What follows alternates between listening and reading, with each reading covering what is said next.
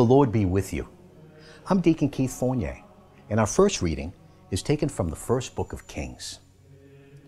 So he went off to Sidon, and when he reached the city gate, there was a widow gathering sticks.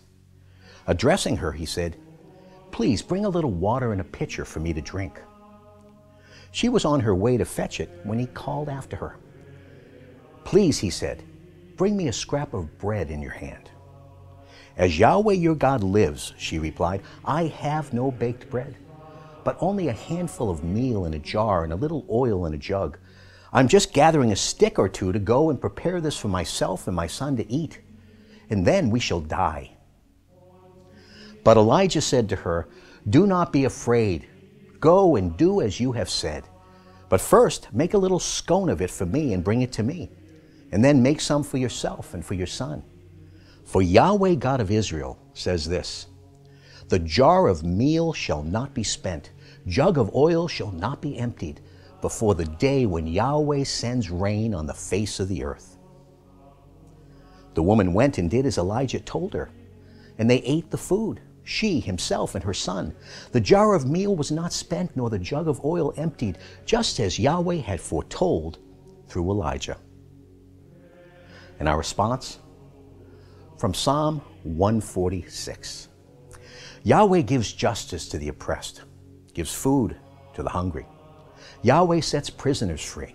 Yahweh gives sight to the blind, lifts up those who are bowed down. Yahweh protects the stranger. He sustains the orphan and the widow. Yahweh loves the upright, but he frustrates the wicked. Yahweh reigns forever. Your God, Zion, from age to age. And our second reading from the letter to the Hebrews. It is not as though Christ had entered a man-made sanctuary, which was merely a model of the real one. He entered heaven itself, so that he now appears in the presence of God on our behalf. And he does not have to offer himself again and again as the high priest goes into the sanctuary year after year with the blood that is not his own, or else he would have had to suffer over and over again since the world began.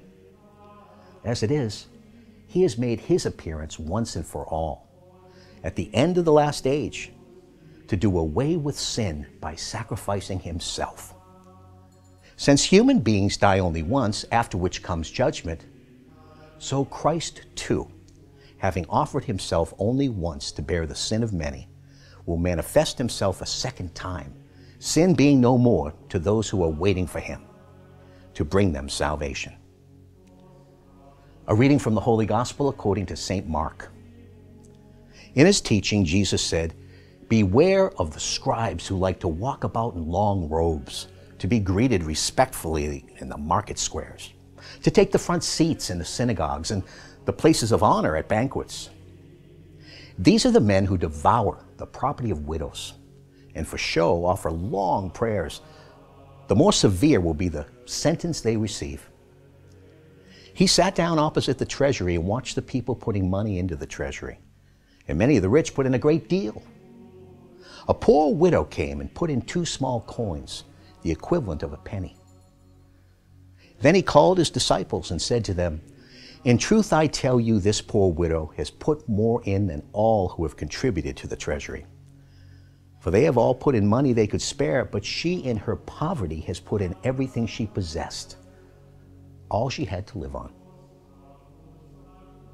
The Gospel of the Lord.